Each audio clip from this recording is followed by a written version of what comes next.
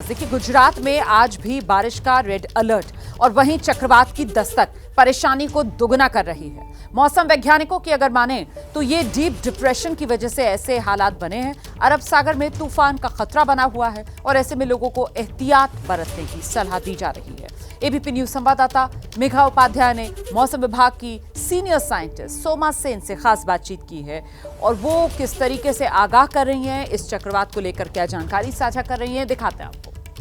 गुजरात में पिछले कई दिनों से लगातार बारिश हो रही है। मौसम बदल रहा है। बाढ़ और तूफानी बारिश की वजह से वहां के लोगों को काफ़ी दिक्कतों का सामना करना पड़ रहा है। बाढ़ की स्थिति है, अभी मौसम में कितनी तब्दीलियां होना है, क्या कुछ मौसम बदलेगा, इस पर जानकारी के लिए हमारे साथ सीनियर साइंटिस्ट मौसम विभाग में सोमा सेन जी हैं। मैम, गुजरात में मौसम लगातार बदल रहा है, बारिश हो रही है, पिछले कई दिनों से बाढ़ के आसार हैं, मतलब बाढ़ आ चुकी है और तूफान भी समुद्र है जो तूफान पर है। क्या कुछ मौसम में भी वहाँ तब्दीलियाँ हो रही हैं? अभी का अगर स्थिति देखते हैं, ये सेकंड टाइम एक डिप्रेशन आपका गुजरात के ऊपर गई है। इसके चलते पिछले 3 से 4 दिन में हमें गुजरात और एडजॉइनिंग सौराष्ट्र कच्छ में एक्सट्रीमली हेवी यानी 20 सेंटीमीटर से ज़्यादा, इनफैक्ट एक्सेप्शनली हेवी रेनफॉल का भी रिपोर्ट्स आए हैं गुजरात और सौराष्ट्र कच्छ से, यानी 30 सेंटीमीटर से ज़्यादा बारिश का। ये जो बारिश का स्थिति है धीरे धीरे वेस्टवर्ड, जो मेन जो कोर जोन है, वेस्टवर्ड मूव करते करते आज आपका सिर्फ एकदम टिप ऑफ कच्छ में आज भी हमने ऑरेंज अलर्ट के साथ वेरी हेवी रेनफॉल का वार्निंग रखा है। कल भी हमारा कच्छ से ही 33 सेंटीमीटर 33 सेंटीमीटर रिकॉर्ड मिला है। ये सिस्टम धीरे धीरे अभी जो डीप डिप्रेशन है अभी कच्छ के कोस्ट पे हैं, ये अभी अगले 6 घंटे में साइक्लोनिक स्टॉर्म में तब्दीली होगी और ये वेस्टवर्ड आपका नॉर्थ अरेबियन सी में इंडियन कोस्ट से दूर चली जाएगी। डीप डिप्रेशन जिसकी बात अभी आप कर रही थी, जिसकी वजह से लगातार बारिश हो रही है, अब अरब सागर की तरफ शिफ्ट करो और वहाँ भी साइक्लोन की स्थिति है, तो क्या इसका प्रभाव बाकी इलाकों यानी कि देश के अन्य इलाकों में भी पड़ने वाला है? अभी जो सिस्टम आपका जितना अरेबियन सी से में जाएगी और वेस्टवर्ड मूव करेगी, ये सिस्टम का इफेक्ट रहेगा मेनली जो उसमें फिशरमैन है उनके ऊपर और जो ऑफशोर ऑनशोर जो एक्टिविटीज़ है उसके ऊपर इसका इफेक्ट ज़्यादा रहेगा। हमारा फिशरमैन वार्निंग आपको चेतावनी जताएगी कि नॉर्थ अरेबियन सी में कब वेंचर करना चाहिए और कब नहीं करना है।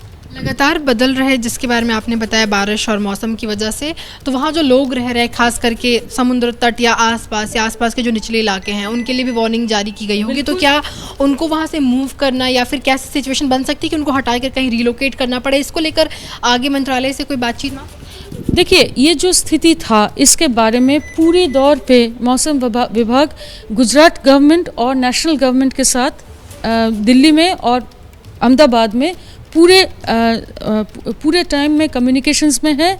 अभी भी जो एक्शन स्टेट गवर्नमेंट ले रहे हैं वो मौसम भवन के इंडिया मेट्रोलॉजिकल डिपार्टमेंट के वार्निंग्स के बेसिस पे ले रहे हैं। जिस समय जो स्थिति होगी उस समय उस पॉपुलेशन के ऊपर असर देखते हुए उनको रीलोकेट या कुछ रिलीफ का मेजर उसी समय दिया जाता है। आखिरी सवाल, अरब सागर में तूफान की स्थिति बनती है तो क्या तूफान वाकई आ सकता है और क्या पहले जिस तरीके से गुजरात में देखे गए हैं बड़े तूफान साइक्लोन्स, वैसा कुछ स्थिति बन सकता है गुजरात में? मैडम, ये मॉनसून का सिस्टम है, इसमें हमारा जैसे बताया आपको ये सिस्टम धीरे धीरे नॉर्थ वेस्टवर्ड मूव करेगा। ये आपका इंडियन रीजन से हट रहा है।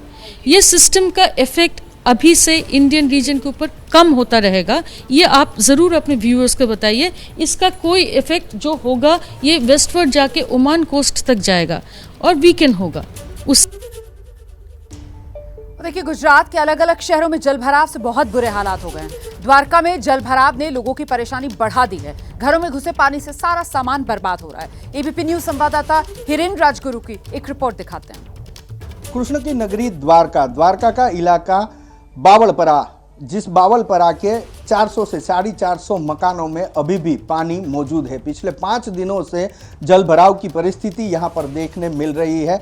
बावलपरा विस्तार की हर एक शेरी पानी में डूबी हुई है और मकानों की हालत देखिए। तस्वीर दिखा रहे हैं मेरे सहयोगी कमलेश पटेल। ये तस्वीरें देखिए, इस घरों में 10 फुट से ज़्यादा पानी भरा हुआ था। हालांकि अब पानी धीरे धीरे निकल रहा है, लेकिन फिर भी आज भी 2 से 2.5 फुट पानी अभी भी मौजूद है। घर की जो साधन सामग्री है वो साधन सामग्री अभी भी पानी में तैर रही है। यहाँ तक कि जो फ्रीज जैसी भारी वस्तुएं हैं, वो फ्रीज जैसी भारी वस्तुएं भी पानी में तैर रही है।